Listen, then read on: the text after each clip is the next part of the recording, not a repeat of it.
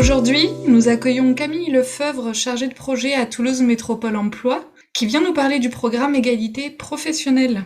Avant de commencer, pouvez-vous nous rappeler les missions de Toulouse Métropole Emploi ? Oui, nous sommes une maison de l'emploi métropolitaine. Nous venons d'ailleurs de fêter nos 10 ans. Nous avons deux missions principales. La première, accompagner les mutations économiques en menant des démarches territoriales emploi-compétences.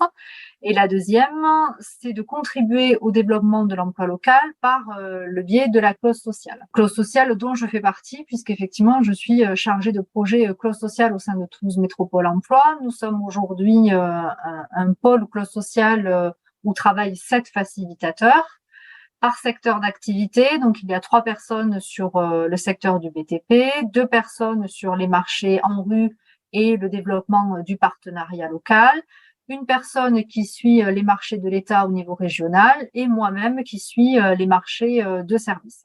Donc, en fait, nous avons un rôle d'accompagnement à la fois auprès des donneurs d'ordre dans la rédaction des clauses sociales au sein des marchés publics, mais également un accompagnement des entreprises qui ont été notifiées, donc attributaires du marché, et nous les accompagnons dans la réalisation de la clause sociale, donc ce qui va du diagnostic RH, accompagnement dans l'entreprise, aide au recrutement, suivi mensuel des heures réalisées, etc. Donc un accompagnement plutôt large, à la fois des donneurs d'ordre et de l'entreprise.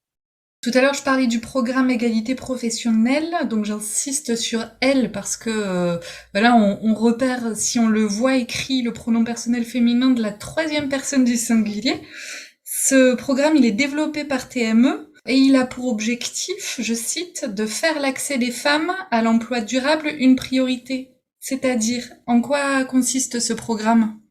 On est parti d'un constat qui est que aujourd'hui, les femmes représentent un faible pourcentage, notamment pour la clause sociale, 16% en 2020 et 18% en 2021, ce qui est relativement peu et ce qui ne nous satisfait pas aujourd'hui.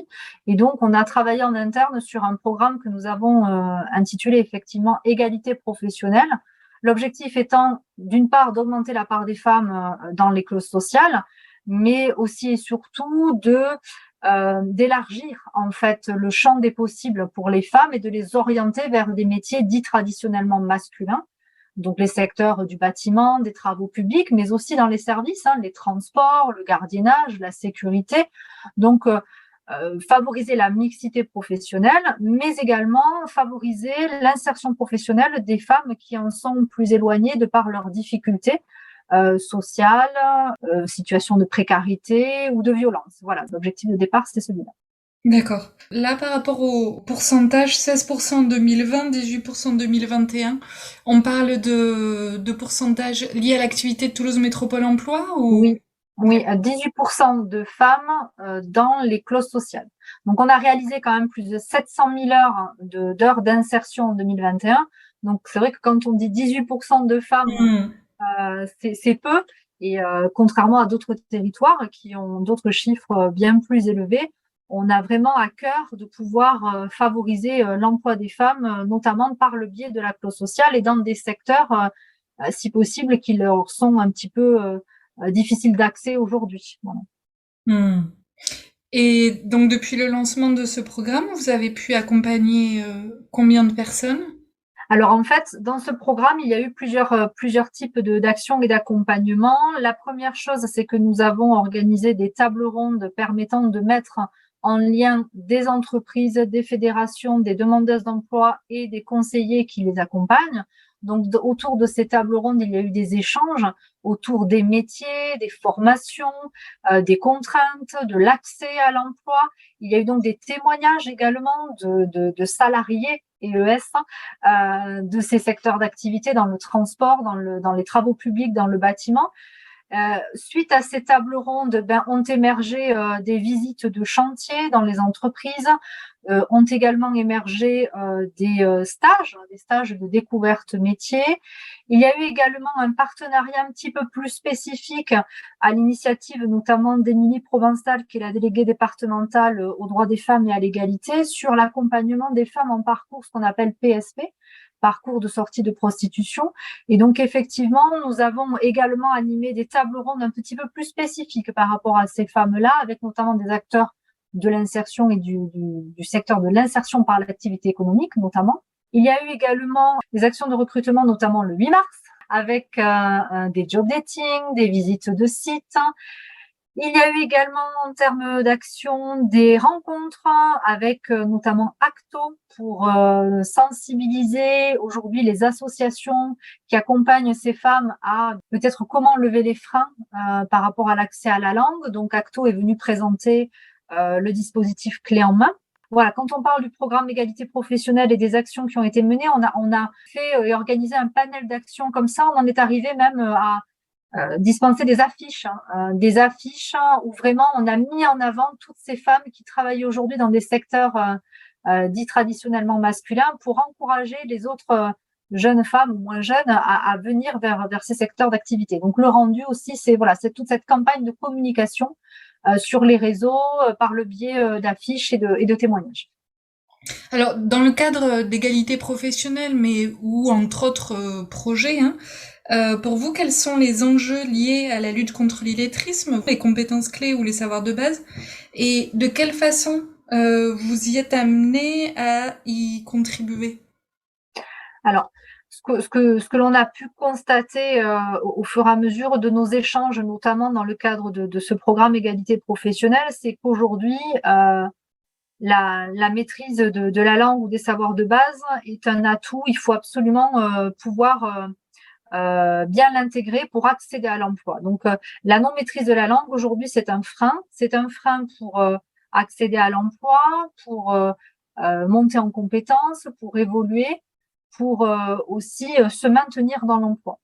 On s'est dit, que peut-on faire aujourd'hui, nous, en tant que TME, pour peut-être favoriser l'accès aux savoirs de base. Et c'est dans ce sens-là où on avait notamment mis en place cet atelier où les associations ont rencontré Acto et Acto leur a présenté le dispositif clé en main avec le dispositif MCCP ou Cléa, de manière à ce que les jeunes femmes aujourd'hui qui travaillent de manière alimentaire parce qu'elles ont besoin de travailler, puisque là on est vraiment sur le secteur de la propreté, c'est assez ciblé pour le coup, ces femmes qui aujourd'hui n'ont pas accès à d'autres métiers que celui de la propreté, notamment pour des raisons alimentaires, peuvent peut-être bénéficier de ces dispositifs-là, clés en main, en tant que salariés du secteur de la propreté pour travailler à la maîtrise des compétences clés, travailler aux maîtrises des savoirs de base, pour pouvoir ensuite monter en compétences et accéder ensuite à d'autres emplois dans la propreté ou non, dans d'autres secteurs d'activité, et pouvoir aussi se stabiliser professionnellement, mais se stabiliser aussi financièrement et socialement. Donc, aujourd'hui, nous, dans les clauses sociales, ce que nous travaillons, c'est effectivement l'accès à l'emploi par la clause sociale, mais aussi tout le travail de professionnalisation, de montée en compétences et de stabilisation et de maintien dans l'emploi. Et l'illettrisme fait partie, effectivement, aujourd'hui des freins et des difficultés que les salariés peuvent rencontrer et sur lesquels nous aimerions travailler.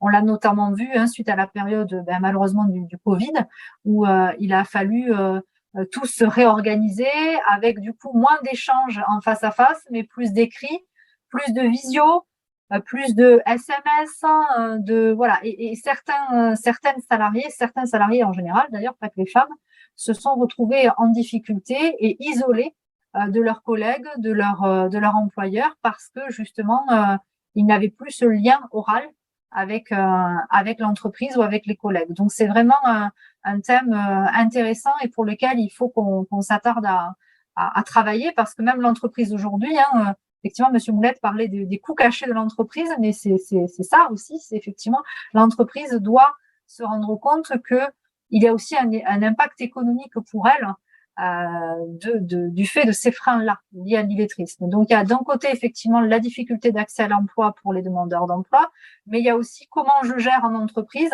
la difficulté d'accès aux Français, comment je fais que mon salarié aujourd'hui peut rester au poste sur lequel je l'ai recruté et peut-être pourra évoluer dans l'entreprise ou ailleurs. Si je devais résumer, est-ce qu'on peut envisager que le programme égalité professionnelle qui finalement vient comme facilitateur dans un souci d'une approche globale dédiée à ces femmes qui seraient éloignées de l'emploi finalement ou de l'emploi durable? Oui, oui, complètement. Oui, oui, complètement. On est vraiment dans une prise en compte de la personne dans sa globalité et le fait de pouvoir travailler cet aspect-là par le biais de la clause sociale, c'est encore un point positif complémentaire en fait. C'est comment j'appréhende la difficulté d'accès de la personne aujourd'hui et comment je fais pour lever les freins par le biais d'un dispositif qui est peu connu. Hein, au final, la clause sociale, c'est peu connu. Mais comment je m'appuie sur un dispositif pour faire en sorte que la personne aujourd'hui éloignée de l'emploi puisse accéder à un emploi durable et comment je fais pour lever les freins périphériques d'accès à l'emploi. Merci Camille pour ce témoignage qui est fort intéressant et qui va nous permettre de pouvoir se renseigner sur ce beau programme Égalité professionnelle développé par Toulouse Métropole Emploi. Merci à vous.